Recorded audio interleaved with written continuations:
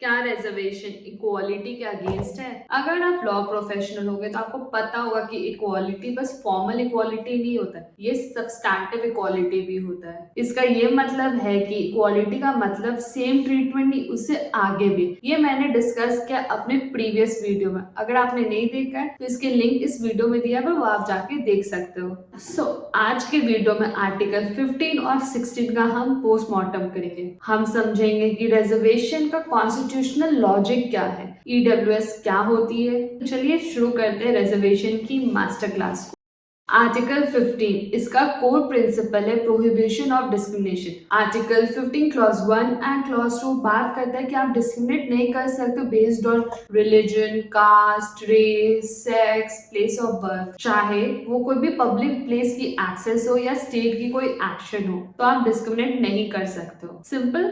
हाँ, पर कॉन्स्टिट्यूशन यही नहीं रुकता है, इसके और भी क्लॉजेज है। आर्टिकल 15 क्लॉज 3 जो वुमेन एंड चिल्ड्रन को स्पेशल प्रोविजन देता है। For example maternity benefit act है, 33% ऑफ रिजर्वेशन है वुमेन के लिए इन लोकल गवर्नमेंट। ये सब एग्जाम्पल्स है आर्टिकल 15 क्लॉज 3 की। अब बात करते हैं आर्टिकल 15 क्लॉज 4 की, जो एक गेम चेंजर क्लॉज है। चलिए बैकग्राउंड समझते हैं पहले।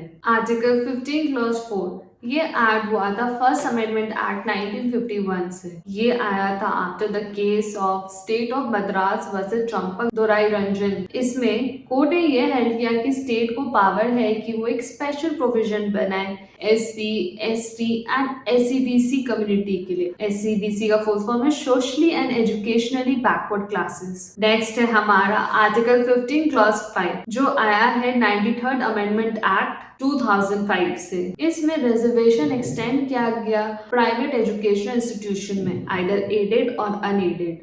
आर्टिकल 16 ये डील करता है पब्लिक एम्प्लॉयमेंट से। आर्टिकल 16 क्लॉज 1 एंड 2 बात करता है इक्वालिटी के बारे में, but article 16 clause 4 is Magna carta of reservation. Article 16 clause 4 ये कहता है कि स्टेट रिजर्वेशन दे सकता वो बैकवर्ड क्लासेस को जिनको एडिक्वेटली रिप्रेजेंटेड नहीं है। रिमेंबर, रिजर्वेशन ऑटोमेटिक नहीं है, स्टेट को जस्टिफाई करना पड़ता है वो रिजर्वेशन को। That is 16 clause 4A and 16 clause 4B. So 16 clause 4A was added through 77th amendment and इसमें reservation दिया जाता है promotion के लिए for SC and ST. And article 16 clause 4B बात करता है carry forward rule और ये आया है 81st amendment से। So carry forward rule का मतलब क्या है? अगर कोई वैकेंसी फिल नहीं होता है सर्टेन ईयर का, तो वो सर्टेन वैकेंसी अगले ईयर में एड ऑन हो जाता है और ये 50% रिजर्वेशन में नहीं एडेड है। लेकिन 2018 में जर्नील सिंह वर्सेस लक्ष्मी नारायण गुप्ता केस के थ्रू कोर्ट ने एक नया चेंज लाया। उसमें कहा कि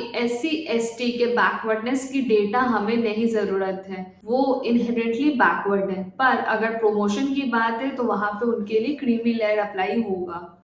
अब हम बात करते हैं रिजर्वेशन हिस्ट्री की सबसे बड़ी चेंज की, जो एक लेटेस्ट चेंज है, that is EWS quota. Parliament ने आर्टिकल 15 क्लॉज 6 एंड 16 क्लॉज 6 निकाला, जो फोकस करता है इकोनॉमिकली वीकर सेक्शन को और इनको 10% का रिजर्वेशन देती है। And this is other than SC, ST और OBC। और इसे चैलेंज किया गया था जनहित अभियान वर्सेस यूनियन ऑफ इंडिया 2022 में। इसमें 3:2 मेजॉरिटी में वर्डिक्ट आती है और इसमें कहता है कि economic basis can be a sole reason for reservation. जो 50% की लिमिट है SC, ST, OBC को मिला के EWS उससे ऊपर आ सकती है, और EWS को SC, ST या OBC से एक्सक्लूड करके वो बेसिक स्ट्रक्चर का वायलेशन नहीं है। So again the question arise from here, what is basic structure?